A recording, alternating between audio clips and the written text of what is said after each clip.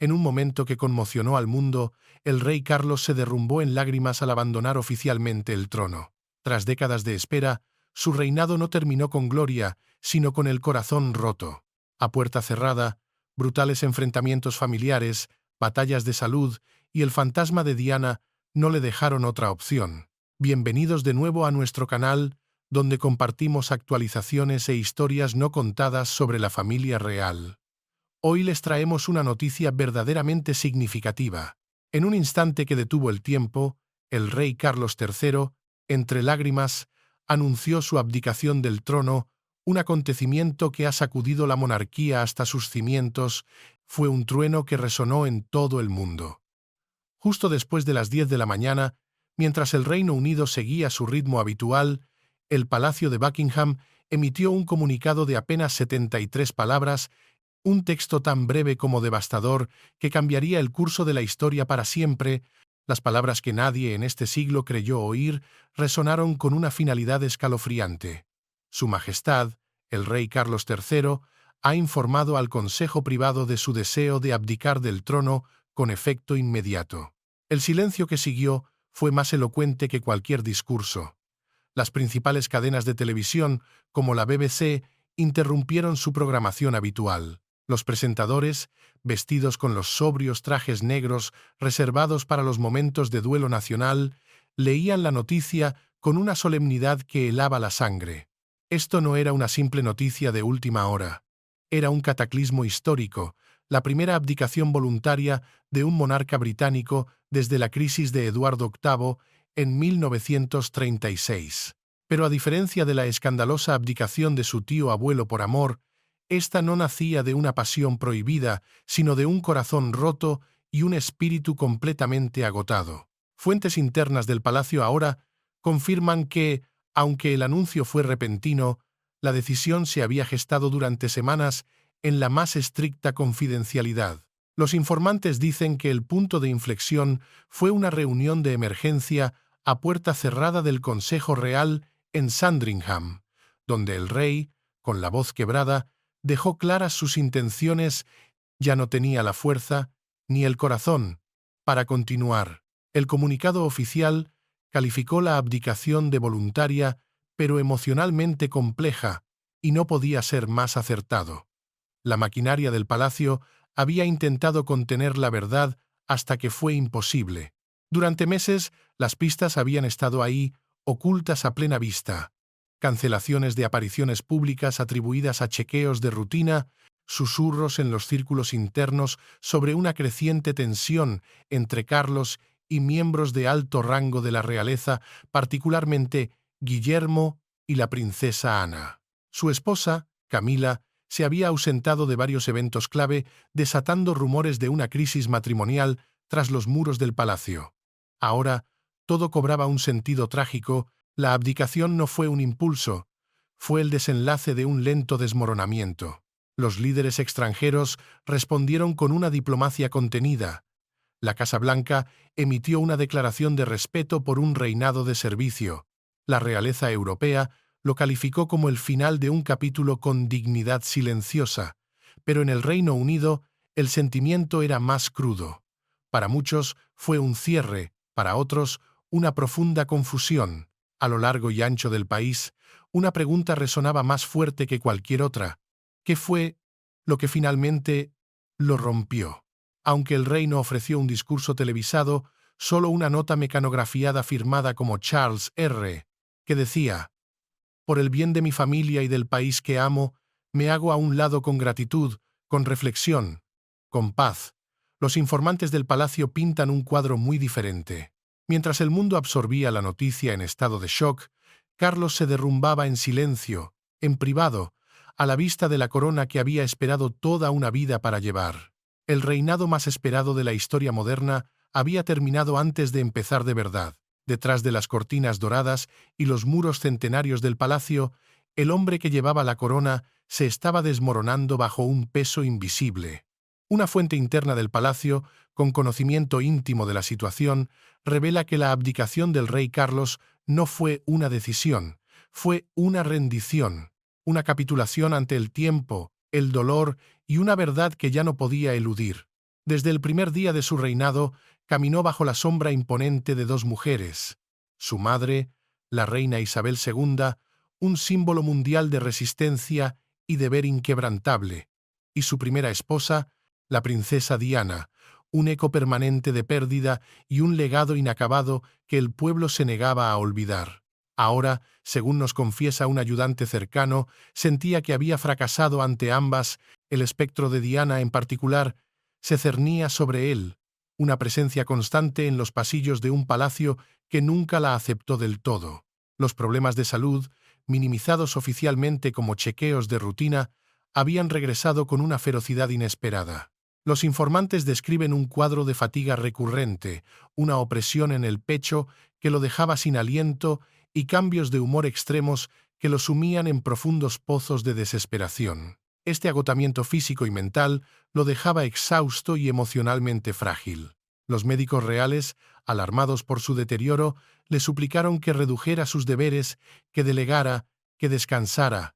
Pero Carlos, en un acto de obstinación que había definido su vida, insistió en continuar, en demostrar que era digno de la corona, hasta que su cuerpo y su alma gritaron «¡Basta!». Pero no era solo la enfermedad física lo que lo consumía, era una profunda angustia del corazón, una herida que ninguna corona, por pesada que fuera, podía sanar. El hombre educado para ser rey, entrenado para gobernar y moldeado por el deber, se enfrentaba a la terrible posibilidad de que siempre estuvo destinado a ser un guardián temporal, un mero puente entre la gloriosa era de su madre y el prometedor futuro de su hijo. Una fuente revela que en sus momentos más oscuros, Carlos confesó sentirse como un marcador de posición histórico, una figura de transición cuya principal función era mantener el trono caliente para el verdadero heredero, Guillermo. Esta sensación de ser un interludio, un capítulo menor en la gran narrativa de los Windsor, era una tortura. Cada vez que miraba el retrato de su madre, sentía el peso de su legado. Cada vez que veía una foto de Diana, sentía el aguijón del remordimiento. Y cada vez que miraba a Guillermo, veía el futuro, un futuro en el que él parecía cada vez más irrelevante. La corona se había convertido no en un símbolo de poder, sino en un recordatorio diario de sus fracasos percibidos. El rey estaba roto, y con él, la ilusión de un reinado largo y estable. El dolor más agudo, la espina más profunda clavada en el corazón del rey, no provenía de las presiones del Estado ni del peso de la historia, sino de su propia sangre. Los continuos ataques públicos del príncipe Harry, sus memorias explosivas, las entrevistas incendiarias y las críticas afiladas a la monarquía dejaron a Carlos profundamente herido. Una fuente del palacio describe al rey no solo como decepcionado, sino como un hombre completamente devastado. Según este informante, lo que más le afectó fue la insinuación de Harry de que había sido un padre ausente, una acusación que negaba décadas de correspondencia y momentos compartidos. Un ayudante de confianza compartió una imagen desoladora que se repetía noche tras noche. Carlos, en la soledad de su estudio, releyendo viejas cartas de un Harry niño, con los ojos llenos de lágrimas, antes de retirarse a la capilla privada del palacio para sentarse a solas en la oscuridad. Buscaba en el pasado la prueba de que no había fallado, una absolución que nunca llegaba. Se sentía, en palabras de un amigo de la familia, como un hombre tironeado en todas direcciones, fallándoles a todos. Y luego estaba Camila. Aunque ella permaneció lealmente a su lado, su imagen pública se había desplomado tras una serie de errores de protocolo y un creciente clamor popular que pedía su apartamiento de los roles ceremoniales. Las encuestas mostraban un rechazo abrumador, y los tabloides, que una vez la habían tolerado, ahora la atacaban sin piedad. Carlos, según el mismo informante, se sentía personalmente responsable de haberla arrastrado a la línea de fuego. Creía que su amor la había condenado a un escrutinio perpetuo, a ser la eterna villana en la narrativa popular.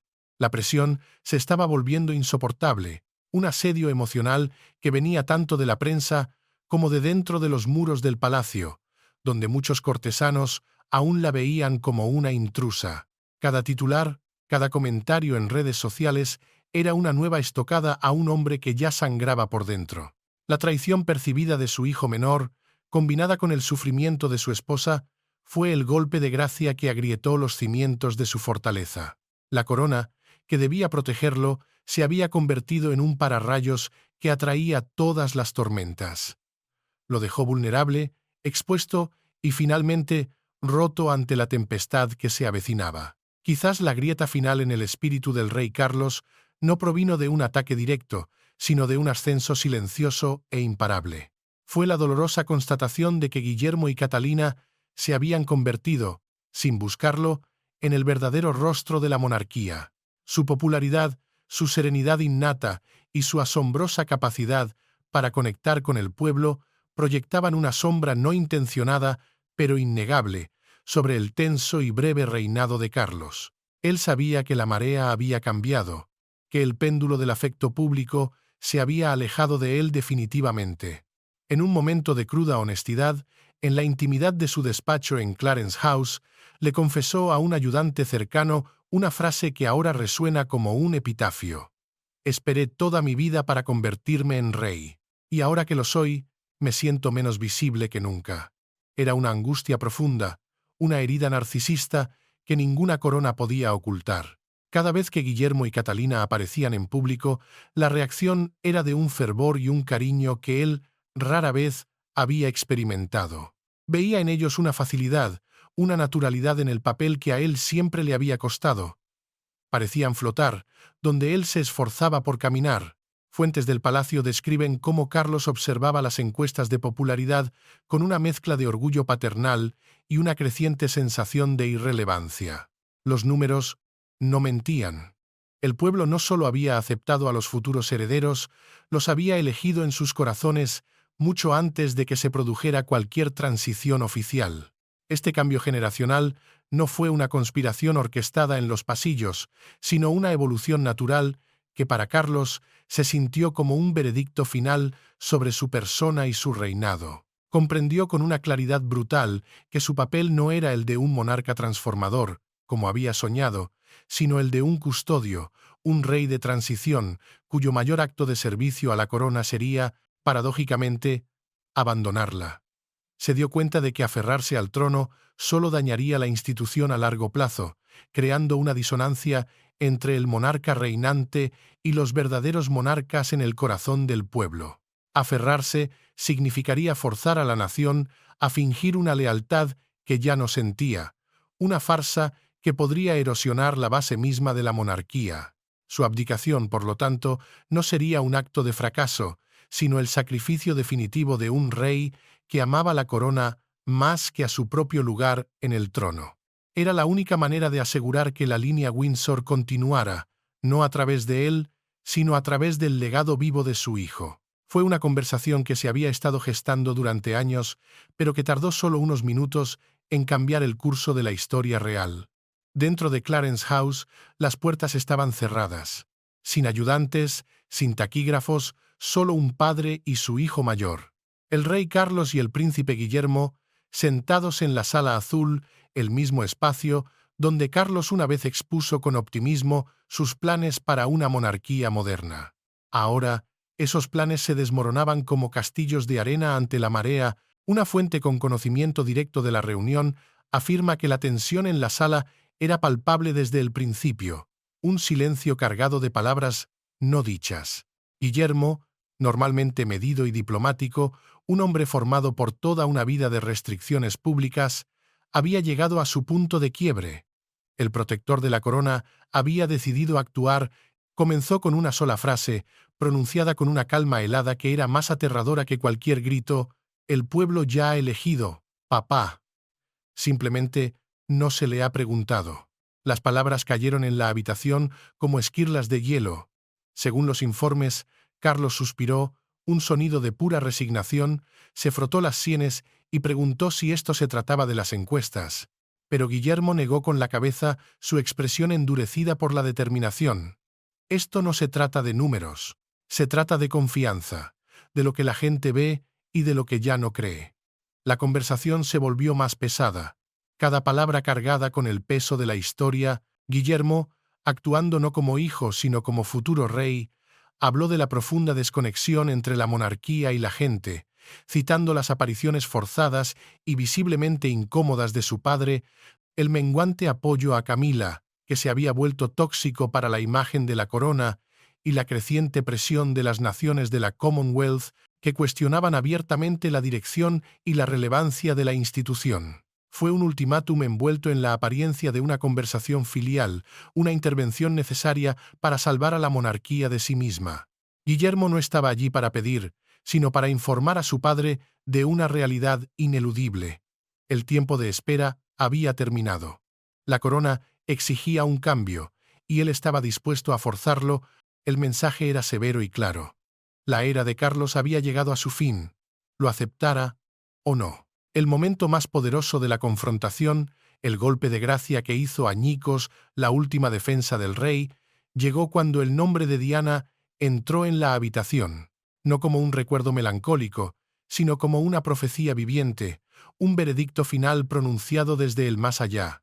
Según la fuente interna con conocimiento directo de la reunión, la voz de Guillermo se quebró ligeramente, cargada de una emoción reprimida durante años, al decir: «Mamá nos advirtió que esto pasaría. Ella sabía que la corona podía usarse para cubrir el dolor en lugar de curarlo. Y en eso se ha convertido». La acusación fue devastadora, implicaba que el reinado de Carlos y la presencia de Camila no eran una continuación de la monarquía, sino una perversión de su propósito más sagrado. Para Carlos fue demasiado. La mención de Diana, de sus advertencias, de su perspicacia casi sobrenatural, lo desarmó por completo. Se levantó, visiblemente conmocionado, su rostro una máscara de dolor, y murmuró unas palabras que se convertirían en la frase definitoria de su abdicación. «Quizás esta corona nunca fue realmente mía». Esa línea, según los informantes del palacio, fue el detonante emocional que marcó el principio del fin. Fue una admisión de derrota no ante su hijo, sino ante el legado de la mujer que nunca pudo eclipsar. En ese instante, al ver a su padre tan roto y vulnerable, Guillermo suavizó su tono. No estaba allí para humillar a su padre, sino para ejecutar un rescate necesario de la institución. Comprendió que su misión no era de venganza, sino de preservación. Le dijo a Carlos con una franqueza que rozaba la crueldad, pero que era necesaria: «Estoy listo, pero el pueblo no lo aceptará a menos que seas tú quien se haga a un lado». Era una invitación a un último acto de servicio. El sacrificio. Carlos se sentó de nuevo, completamente derrotado. El fantasma de Diana, su legado indestructible, se había manifestado a través de su hijo, no para atormentarlo, sino para, irónicamente, ofrecerle una salida, una forma de retirarse con un vestigio de dignidad. La conversación no terminó en una discusión acalorada, sino en una resignación solemne y silenciosa. Esa misma noche, consumido por la pena y la aceptación, Carlos redactó las cartas al primer ministro y al consejo privado, sellando su destino y el futuro de la corona. Había aceptado finalmente un veredicto que había sido escrito mucho tiempo atrás, con tinta invisible, por la mano de la princesa de Gales. Si el rey Carlos había encontrado una paz melancólica en su decisión, la reina Camila no lo había hecho. En el momento en que fue informada del plan de abdicación, según testigos presenciales del palacio, Camila explotó en una furiosa erupción de incredulidad y rabia. Las fuentes la describen como incandescente, sintiéndose traicionada y absolutamente convencida de que era un movimiento coordinado por Guillermo y Catalina para expulsarla del poder. Se enfrentó a varios ayudantes de alto rango, con el rostro desencajado por la ira, acusándolos de conspirar a sus espaldas en lo que ella llamó una traición de palacio. Exigió, con una vehemencia que sorprendió a los presentes, que Carlos emitiera una declaración inmediata reafirmando su papel continuo y vital en la vida real, incluso después de su partida. Quería garantías, quería promesas, quería que su estatus quedara grabado en piedra. La respuesta fue un no rotundo, tan silencioso como devastador. Para entonces, la influencia de Camila ya había sido sistemáticamente desmantelada en una operación quirúrgica de la corte. Había sido excluida de reuniones clave sobre la transición. Sus apariciones públicas se habían reducido a cero y, el golpe más humillante de todos, Su nombre estaba notablemente ausente del primer borrador del plan de regencia de Guillermo. La estaban borrando de la historia en tiempo real, y ella lo sabía. Un ayudante de alto nivel afirma haberla oído gritarle a Carlos, con la voz rota por la desesperación: «Han estado planeando esto a mis espaldas y tú lo has permitido. Has dejado que el hijo de ella me destruya». Carlos, completamente agotado y emocionalmente devastado, no luchó. No tenía fuerzas para otra batalla. En su lugar, según la misma fuente, le dijo en voz baja unas palabras que sellaron su destino con una finalidad terrible: «Es la hora, Millie». Se acabó. Ese fue el momento en que se quebró por completo. La mujer que había luchado durante décadas por la aceptación, que había soportado el desprecio público para estar al lado del hombre que amaba, que finalmente había alcanzado el pináculo del poder, veía ahora cómo se lo arrebataban. Y no por un escándalo público, no por una indiscreción, sino por el peso ineludible del legado de la mujer a la que había reemplazado. Diana, desde la tumba, había ganado la guerra final. La furia de Camila no era solo por la pérdida de poder. Era la furia de una superviviente que se veía arrastrada de nuevo a las sombras, la rabia de alguien que se daba cuenta de que, a los ojos de la historia, nunca había sido la reina, sino simplemente la otra. Según los presentes en esa fatídica confrontación, Camila salió furiosa de la habitación, dando un portazo que resonó por los pasillos del palacio como el último eco de su poder. Se encerró en sus aposentos privados en Buckingham durante horas, negándose a hablar con nadie, sumida en un silencio de rabia impotente.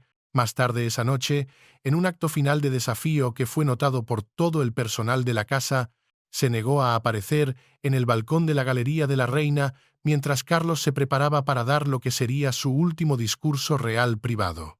Fue una ausencia calculada, una última y vana protesta contra lo inevitable, pero el golpe final, el que la despojaría de toda ilusión, aún estaba por llegar. Fue informada por el Consejo Legal de la Corona, en una reunión fría y protocolaria, de que no conservaría ningún poder ceremonial ni roles de patrocinio después de que Carlos abdicara.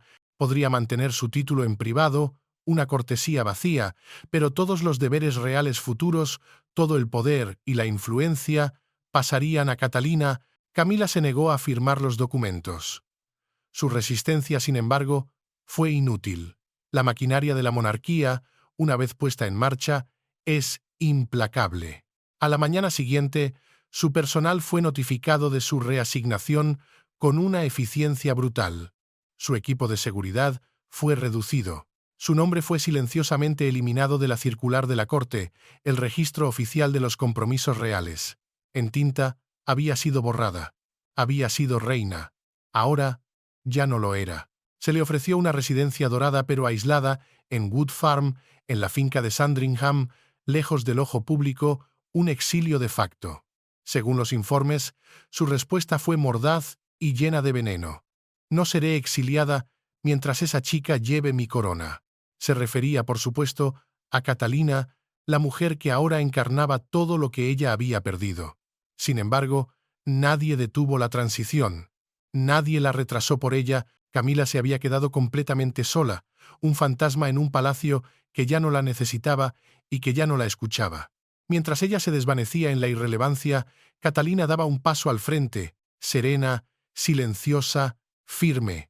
La era de Camila, construida sobre décadas de espera y controversia, había terminado en un instante. El capítulo se había cerrado. El salón de dibujos azul del Palacio de Buckingham había sido testigo de innumerables reuniones reales, pero nunca de algo así. Esta vez no había cámaras, ni prensa, ni coreógrafos de palacio dictando el tono, solo el rey Carlos, de pie frente al personal que le había servido fielmente durante décadas y por primera vez en su vida, sin guión. Fue una reunión íntima, respetuosa y dolorosamente cruda.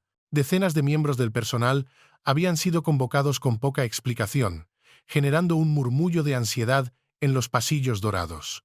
La mayoría esperaba un informe sombrío sobre la salud de Carlos o quizás una introducción formal al rol de regencia del príncipe Guillermo. Lo que recibieron, en cambio, fue una despedida que los dejó sin aliento. Los testigos dicen que Carlos se paró junto a la chimenea de mármol, su cuerpo temblando ligeramente mientras dejaba a un lado las notas que había intentado preparar.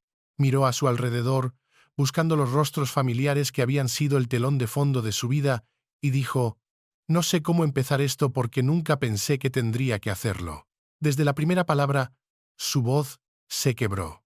En ese momento, no era el rey.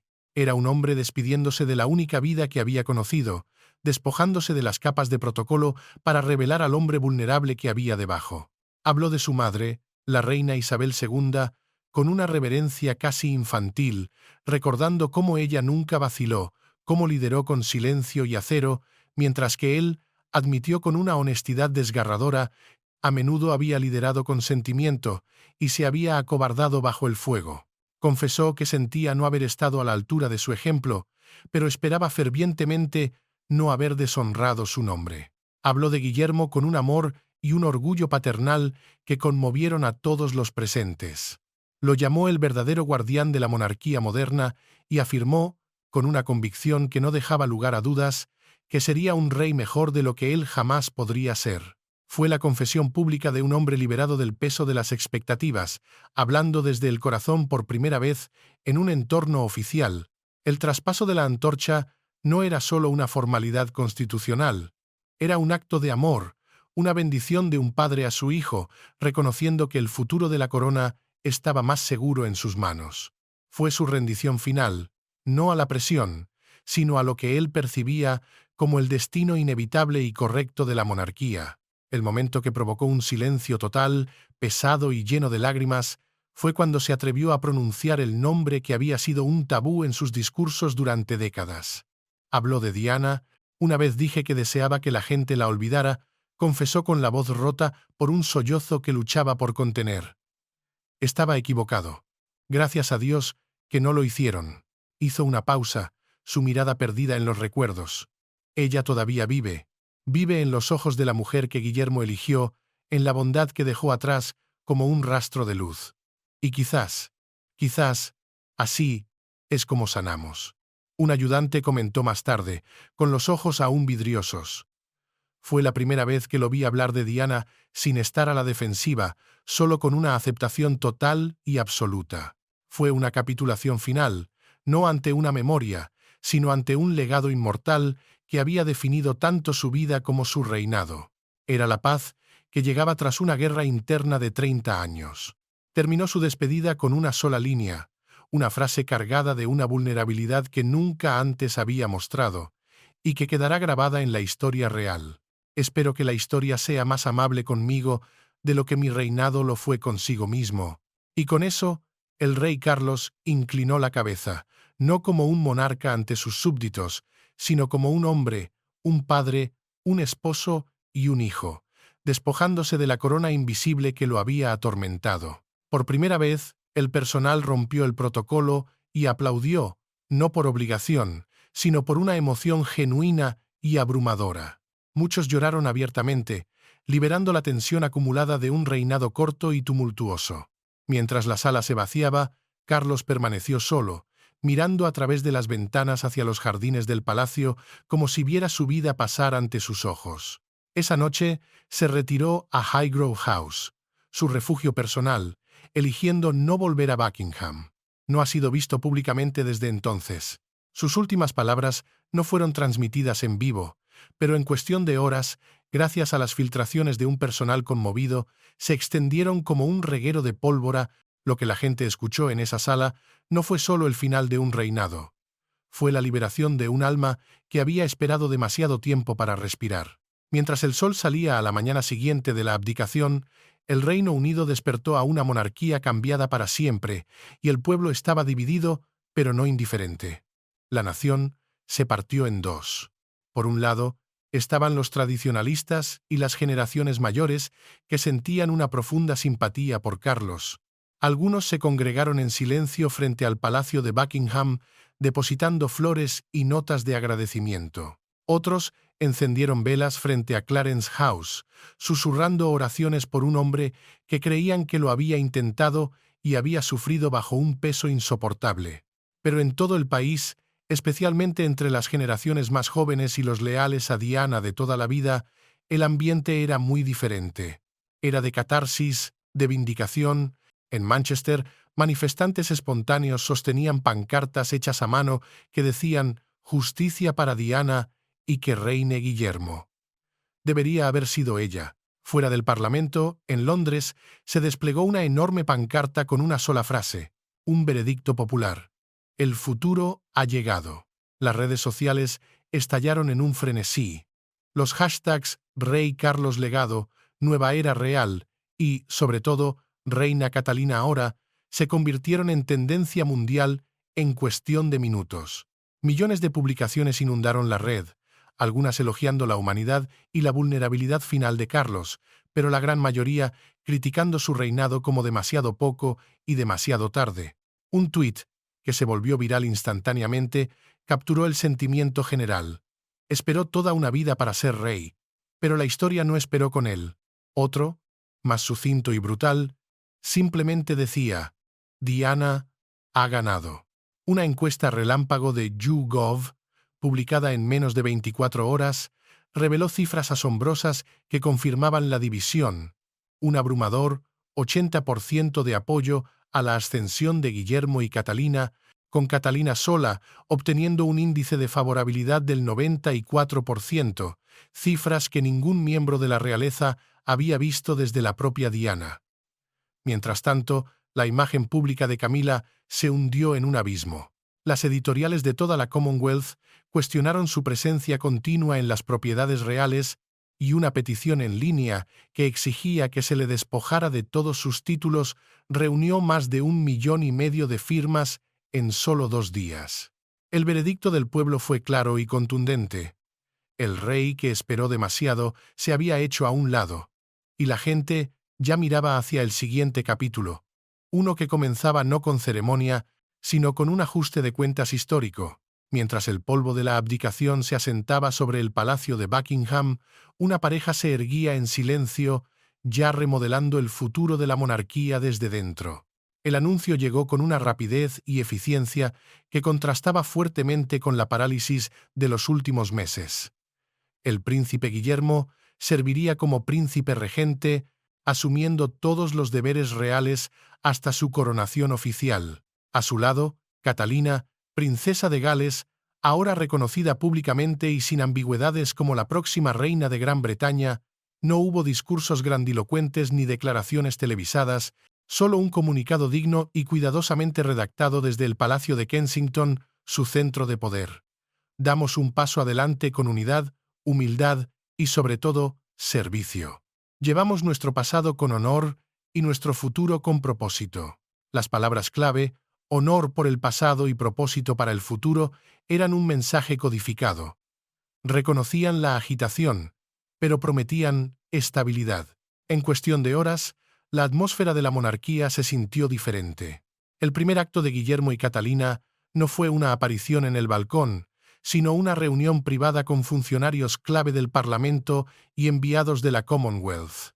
Fuentes internas describieron la reunión como visionaria e inclusiva, con Guillermo dejando claro que quería que su reinado se centrara en la sanación, tanto dentro de la fracturada familia real como en toda la nación. El contraste con la era anterior, marcada por el drama personal y la desconexión, era innegable. La nueva era no comenzaba con pompa, sino con trabajo, no con ceremonia, sino con una determinación silenciosa y férrea. La respuesta pública fue inmediata y abrumadora. Las multitudes que antes protestaban, ahora se formaron frente al Palacio de Kensington, no con pancartas de ira, sino en celebración. Los niños sostenían coronas hechas a mano y los adultos llevaban flores y notas escritas a mano dirigidas simplemente a nuestro rey y reina. Un nuevo relato, uno que había vivido durante mucho tiempo en el corazón del público, ahora se hablaba abiertamente, sin tapujos. Esto es lo que Diana hubiera querido.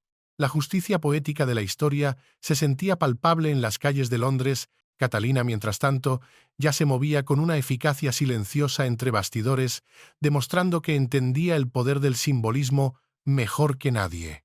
Mantuvo reuniones discretas con los modistos reales para discutir su vestuario de coronación, y de esas reuniones surgió una decisión que, según una fuente interna, fue un golpe maestro de relaciones públicas. Los informes confirmaron una decisión de un simbolismo demoledor. Las túnicas de reina consorte usadas por Camila, cargadas de controversia y recuerdos amargos, no serían reutilizadas. Serían retiradas y archivadas, un final silencioso para una era divisiva. En su lugar, el atuendo ceremonial de Catalina incorporaría un nuevo escudo real, diseñado en secreto durante semanas. Uno que fusionaba el león de Inglaterra, símbolo de la fuerza de la monarquía, con la rosa de la princesa Diana, el emblema personal de la difunta princesa. Era una declaración visual, más poderosa que cualquier discurso, de que un legado había triunfado sobre otro. Era la unión del deber y el corazón. Pero no se trataba solo de apariencias. Fuentes cercanas a la nueva princesa regente confirmaron que había instruido personalmente a su equipo para que comenzara a redactar un ambicioso proyecto de servicio que se lanzaría junto con la coronación, centrado en la salud mental infantil y la reconstrucción familiar. La iniciativa, según confirmó un ayudante, buscaría continuar el trabajo de Diana en un mundo del siglo XXI, llevando su compasión a una nueva generación. En su primera foto oficial tras la abdicación, Guillermo y Catalina posaron en los escalones del castillo de Windsor, él, con su impecable traje azul marino, ella, con un modesto vestido crema y unos pendientes de zafiro que el mundo reconoció al instante. Los pendientes de Diana, sus manos estaban entrelazadas, sus expresiones eran solemnes pero cálidas, proyectando una imagen de unidad y fuerza tranquila. El pie de foto, publicado en la cuenta oficial del Palacio de Kensington, decía simplemente: comienza un nuevo capítulo. La familia real no estaba luchando contra el sentimiento popular, lo estaban abrazando. El espíritu de Diana ya no era un fantasma que acechaba el palacio, sino la luz que guiaba su futuro. Estaba guardada en un joyero cerrado con llave, sin leer, intacta, hasta ahora.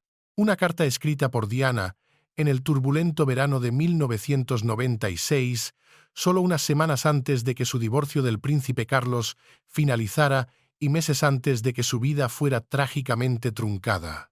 Estaba dirigida simplemente a mis chicos.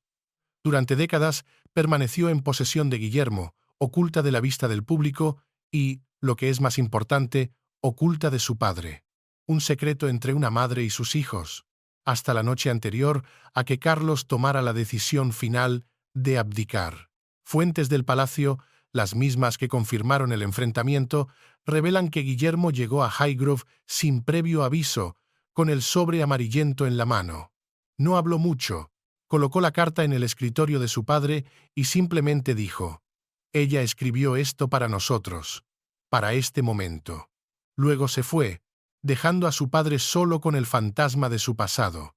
Lo que sucedió a continuación lo cambió todo. Carlos, según los informes, leyó la carta a solas en su estudio. El personal, consciente de la gravedad del momento, no escuchó ningún sonido durante más de una hora, solo un silencio denso y pesado. Cuando finalmente salió, sus ojos estaban enrojecidos, sus manos temblaban y su rostro parecía haber envejecido 10 años. Susurró una sola línea a su ayudante más cercano. Una frase que lo resumía todo: es su último susurro y tiene razón. Según los informantes del palacio que han podido reconstruir su contenido, la carta era profundamente emotiva, pero también increíblemente lúcida. Diana advertía a sus hijos sobre la influencia corrosiva de Camila, no como persona, sino como un símbolo de la traición y del dolor. Si la futura reina olvida las lágrimas de la reina pasada, escribió con una caligrafía elegante pero firme: el pueblo nunca aceptará el trono.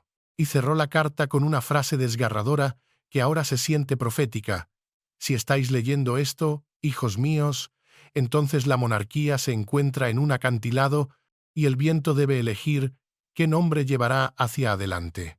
Esa frase fue todo lo que se necesitó. Fue el empujón final. A la mañana siguiente, Carlos llamó a su secretario privado y pidió la versión final de la declaración de abdicación, una carta oculta durante décadas, escrita con el corazón roto pero con una esperanza feroz. Había traído el cierre al reinado más largo en espera de la historia. Diana no solo había hablado con sus hijos, le había hablado al trono.